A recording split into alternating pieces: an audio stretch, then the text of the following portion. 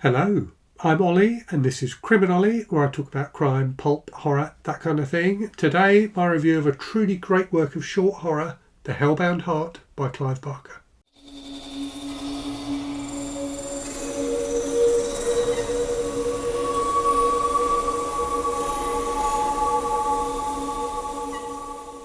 So this was a reread for me, and I have to say I'd forgotten quite how good it was. Clive Barker, I think, is a really interesting writer of horror fiction. He's got a very different voice than a lot of other horror writers. And I've always been more of a fan of his shorter works than his longer ones. So a lot of his later books are, really, really long, and I do find those can be a bit of a slog sometimes. But his short horror fiction, I think, is phenomenally good. He started his career with a series of short story collections called The Books of Blood, which are great. There's some really excellent horror short stories in those collections. The Hellbound Heart is a novella rather than a short story, but it's just as good as The Books of Blood. It's a really tight, interesting, rich, dark horror story. And I think it's a fantastically good book, and definitely one that you should check out if you're a horror fan and haven't read it already. So this originally came out in 1986. So it was in a collection called Night Visions Part 3, or Night Vision 3, which was edited by none other than George R.R. Martin. So that collection featured this story, The Hellbound Heart by Clive Barker, and then also some short stories by Lisa Tuttle and Ramsey Campbell. It was made, so that book came out in 86. The following year, 1987, Clive Barker made it into a movie. So he made the movie Hellraiser based on this novella. And Hellraiser was, I think, a really important film in British horror cinema at the time. So it came out in as I say, in 87. So not long after the Video Nasty Scare. So if you don't know, the Video Nasty Scare took place in the UK in kind of about 1983, 1984. So as home video became, more popular, more successful, there was a loophole in the kind of film censorship laws, the film classification laws, that meant that films that hadn't received a cinema classification, so hadn't been reviewed by the British film, or the BBFC as they're known, the British Board of Film Classification. Films that hadn't been reviewed by them and been deemed to be fit for public consumption could be released on video. And what that meant was a load of low budget Italian horror movies in particular, so things like Cannibal Holocaust and Zombie Flesh Eaters, were released on video over here and became, really successful. And there was a wave of a kind of outcry in the popular press against this kind of, very violent movie that all of a sudden people could watch in their homes. And the argument at the time was that children could be exposed to. So off the back of that, legislation was introduced, the Video Recordings Act, which meant that a lot of those films were either only available heavily censored after that, or were banned outright. So things like Zombie Flesh Eaters, I Spit on Your Grave, Cannibal Holocaust, Cannibal Ferox were banned outright on video in the UK. And in fact, even things like The Exorcist were only made available on video in the UK much later. So The Exorcist, I think, was only released on video in the UK in the 90s. So it was a strange time, and for me as a young horror fan, so I was 14 in 1987. I was very aware of this, the fact that there were a lot of movies that I just couldn't watch, I just couldn't get hold of. Movies I was hearing about, reading about in Fangoria were just completely unavailable. And even, mainstream horror movies, films we consider to be really mainstream now, like The Evil Dead, was banned completely. And a lot of other films were available, but were heavily censored. So Hellraiser was an interesting film because it's, graphically very violent. And it was homegrown, it was British, and it feels like a British film. And that it received really good reviews, really strong reviews over here from a lot of the newspapers, and became what felt like it was going to be like a new wave of British horror led by Clive Barker. Now that didn't really materialise in cinema, but I think Barker, off the back of his early work, became a very successful British horror author. And whereas we'd had like a wave of horror writers in the 70s in the UK, so James Herbert in particular, but people like Ramsey Campbell as well, Barker was really kind of the poster child, I guess, of 80s British horror. So a really interesting writer and a really interesting film director as well. the thing that's really interesting, I think, about Hellraiser as a film is if you've seen it and you think about it, you will be able to visualise certain things immediately. You know, you will know what this character, Pinhead, albeit as someone in the comments pointed out the other day, he wasn't called Pinhead in the credits for Hellraiser. He was just called Lead Cenobite, but he became popularly known as Pinhead for obvious reasons. So you'll be able to picture him. You can probably picture the gory ending of the film as well. It's visually a really, really striking film, and Barker has a great eye. What's interesting about the Hellbound Heart, and I will get to talking about this book in a moment, is that it's, whilst the story is the same as the movie, it's much less visual.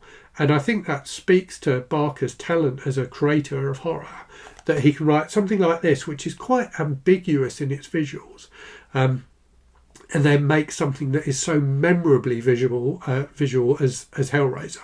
So very different, different approaches, I guess. Anyway, let me actually start talking about the book and tell you what it's about. So this is about a guy called Frank, who's a bit of a thrill seeker, a bit of a hedonist, and he's heard about this thing, this puzzle box, that if you solve it will apparently give you access to kind of unknown pleasures. So he manages to track down this box, and he manages to solve it. And immediately gets greeted by these creatures, these weird creatures from another dimension, the Cenobites, and they promise him that he will get absolute pleasure if he kind of submits to them. So he does that, and basically they send him to hell. So it's kind of like a Faustian pact almost, and that all happens right at the start of this book. So within the first few pages, really, of the book, that happens. This book starts immediately. You immediately get into the detail, but you get to understand Frank as a character, despite the fact that story is moving along really, really quickly. And again, that speaks to Barker's talent as a writer, is that he can make you feel like you know a character, but also move a plot along, several points. In just a few pages. He does it really, really well, and I think his experience of writing those 6 volumes of short stories really stood him in good stead with this. So Frank is condemned to hell. We then get introduced to, and I promise I won't spoil the plot, we then get introduced to Frank's brother and his wife, who've moved into the house, now vacant, that Frank lived in.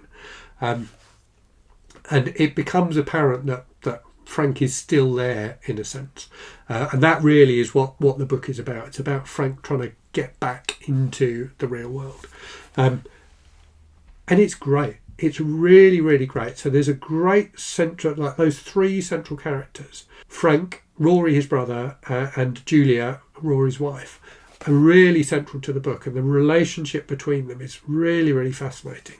There's another character called Kirsty, who's kind of this slightly mysterious character who's just kind of there in the background and becomes more central to the story as it progresses. She's really interesting as well. So those characters, the relationship between them, the kind of dynamics in their relationships are really, really central to this book. And you've got all this kind of, this weird, almost cosmic horror type stuff going on as well. But at its centre, this book is about people, the relationships between people, and the fact that you never really know what someone else is thinking. You never really know what other people's motivations are. And I think that's where the real horror of this book comes, is in that fact that we have relationships with loads of different people, and we trust people, but we never really know them. And for me, that's at the heart of this book, that message. So it's a fantastic book. It's a really interesting book. Barker's prose is wonderfully rich. There are sentences in this book that I found myself going back and rereading, which is something I very, very rarely do. He's got a great way with words, and he manages to spin this story, which is quite complex and has got a lot going on in it, in a very few pages. This is, I think, 120 pages long, so not long at all. This book may look slightly longer than that, but that's because it's actually got a preview for one of his other books at the end. So it's definitely a novella, but it's really compact and tight and well told. He does a fantastic job with it. And the thing, going back to what I was saying about the visual nature of the movie of Hellraiser, the thing that's really, really interesting in this book is the Cenobites, whilst they are central to the story, they don't appear that much. Certainly it doesn't feel like they appear as much as they do in the films. And you never really get a sense of what they look like. You get vague hints of it, but Barker lets you imagine. He lets you imagine the most horrific things you can, and he teases you just enough to spur your imagination on. But he never outright describes them. So it's interesting that one of the most memorable things about the film is exactly what they look like. And they became, iconic horror characters, really.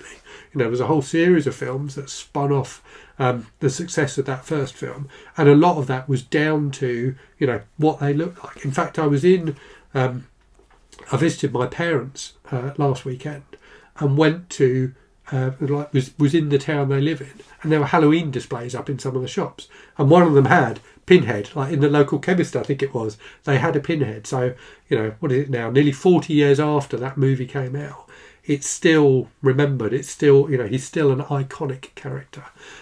So yeah, if you haven't read this book, even if you haven't seen the film, and maybe especially if you have seen the film, I think it's worth reading. It's a great, great work of short horror. And it's a good reminder of how horror books don't have to be, hugely long. If you are really focused about your characters and your storytelling, they can be just as impactful as a much longer book in a very few pages. And that's definitely what Barker does here. So yes, those are my thoughts on the Hellbound Heart. I hope you found it interesting. Do let me know in the comments if you've read it and what you thought of it. And as always, thank you very much for watching. Hope you're safe and well out there. Hope you're reading good stuff. And I'll speak to you again very soon. Cheerio.